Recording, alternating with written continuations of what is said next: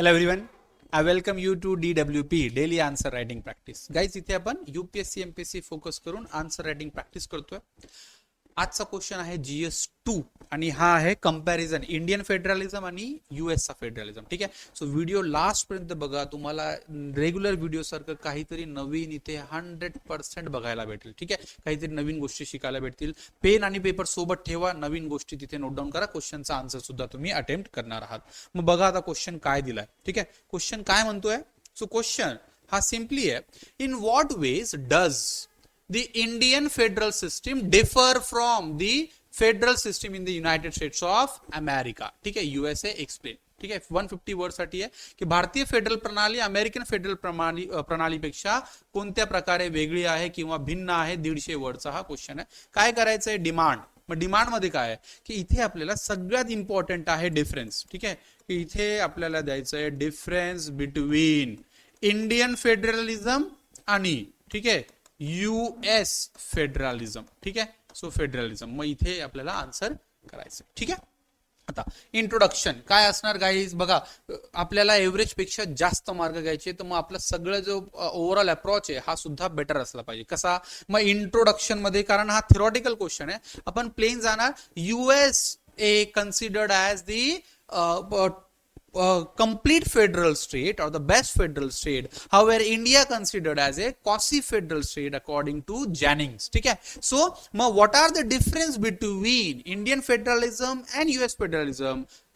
Like we'll be discussing. ठीक है. Okay, or those are given below. So, Bharat हा अर्ध फेडरल स्टेट कन्सिडर करला जातोय. ठीक आहे. किंवा म्हटलं जातो आणि US हा पूर्ण फेडरल स्टेट म्हटला जातोय. सो मग यांच्यामधला काय फरक आहे किंवा डिफरन्स आहे तो आपण पुढे बघूया. ठीक आहे. एक 20 वर्ड्स प्लस मायनसचा आपला काय असला पाहिजे इंट्रोडक्शन जिथे आपण टोटली या गोष्टी डिस्कस करतोय. ठीक आहे. मग आता त्याच्यानंतर काय बॉडी मध्ये तुमच्या आन्सर मध्ये एक टेबल असला पाहिजे. इथे 5 6 7 पॉईंट तिथे ऍड झाले पाहिजे. ठीक आहे. मग काय बघा गाईज. मग एका साइडला असेल आपला US फेडरलिझम आणि इंडियन फेडरलिझम. मग काय की US मध्ये फेडरलिझम इथे states are federal in nature किंवा US constitution declare itself as a federal constitution. ठीक आहे. Federal constitution.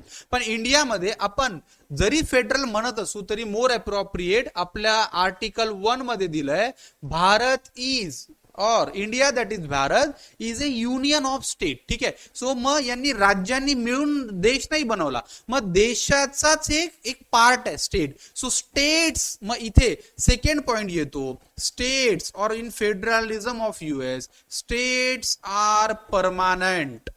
ठीक आहे. की स्टेट्सला चेंज करणं फार डिफिकल्ट आहे. But in India states are temporary.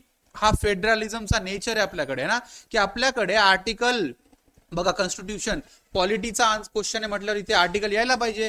मग आर्टिकल 3, 2, 3, 4 काय म्हणतोय की तुम्ही कोणत्याही राज्याला कधी बनवू शकता आणि कधी मिटवू शकता. Okay. According by parliament right. Article 2, 3, 4. ठीक आहे. सो मग तुम्ही तिथे तो ऍड करू शकता. मग second federalistic nature. Third point dual constitution आहे. 2 कॉन्स्टिट्यूशन असतात US मध्ये. एक फेडरल कॉन्स्टिट्यूशन म्हणजे सेंट्रल गव्हर्नमेंटची कॉन्स्टिट्यूशन आणि प्रत्येक राज्याची आपली एक कॉन्स्टिट्यूशन ड्युअल कॉन्स्टिट्यूशन. इंडियामध्ये असं आहे का. नाही. संविधान आपल्याकडे एकच आहे आणि तो देशाचा सेंट्रल संविधान आहे. मग हा फेडरल स्टेट आपल्याकडे रिफ्लेक्ट होते. मग चौथा पॉइंट काय की आपल्याकडे जो स्टेट सब्जेक्ट आहे. ठीक आहे. US मध्ये स्टेट सब्जेक्ट हा फार वाईडर आहे. सेंट्रल लिस्ट मध्ये फक्त किंवा सेंट्रल फेडरल गव्हर्नमेंट वगैरे फक्त 3 सब्जेक्ट्स आहेत. कोणते तर फॉरेन एक्सचेंज, इंटरनॅशनल रिलेशन्स असतील है ना आणि येस बाकी स्टेट इंटरस्टेट इश्यूज असतील. सो तो 3च इश्यूज आहे. ठीक आहे. तिसरा एक अजून पॉईंट मी विसरतोय. बट 3च इश्यू आहे जे फेडरल गव्हर्नमेंटकडे. आपल्याकडे असं आहे का. नाही. आपल्याकडे सेंट्रल लिस्ट मध्ये 50 ते 60 सब्जेक्ट्स आहे. कॉन्करंट लिस्ट मध्ये पण ऑलमोस्ट 60 सब्जेक्ट आहे आणि स्टेट लिस्ट मध्ये पण 55 ते 60 सब्जेक्ट आहे. म्हणजे आपल्याकडे सेंटरकडे जास्त पॉवर आहे दॅन स्टेट. ठीक आहे. मग ड्युअल सिटिझनशिप. US मध्ये सिटीजनला 2 प्रकारची सिटीजनशिप असते. एक त्या राज्याची, एक देशाची. आपल्या भारतात असं नाही. आपल्या भारतात फक्त एकच सिटीजनशिप आहे आणि ती आहे भारताची है ना. इंडियन सिटीजनशिप ज्याला म्हणतो सिंगल सिटीजनशिप. मग states like having independent authority. ठीक आहे. स्टेट त्यांच्या डोमेन मध्ये सुप्रीम आहे. ठीक आहे. सेंट्रल गव्हर्नमेंट त्यांच्यामध्ये इंटरफेअर करत नाही, पण इथे स्टेट इंडियन फेडरलिझम मध्ये स्टेटची ऑटोनॉमी लिमिटेड आहे, त्यांना पॉवर लिमिटेड आहे आणि त्यांचे रेस्ट्रिक्शन्स फार लिमिटेड आहे. ओके, सो मग हे पॉइंट्स आहे जिथे इथे कनेक्ट करू शकता. अजून काही पॉइंट्स असतील तर इथे तुम्ही कमेंट बॉक्समध्ये मला कळवा. ओके, मग शेवटी कन्क्लुजन, दस both the Indian federalism and US federalism are unique model in themselves. So we need to take best out of both the model and blend or to create the best possible model ensuring the welfare state for the people. ठीक आहे, असं बघू शकतो. किंवा हे दोन्ही भारतीय federal model है ना, संघीय प्रणाली आणि US ची संघीय प्रणाली दोन्हीही बेस्ट आहेत. त्यांच्यामधल्या अजून सगळ्या चांगल्या गोष्टी घेऊन एक बेस्ट ब्लेंड जर का केला तर तो आपल्याला वेलफेअर स्टेट है ना सो बनवण्यासाठी हेल्प करेल. Article 47 of Indian constitution. बघा, कन्क्लुजन मध्ये आपण असं काहीतरी करू शकतो. किंवा simple conclusion, these are the difference between both the federalism.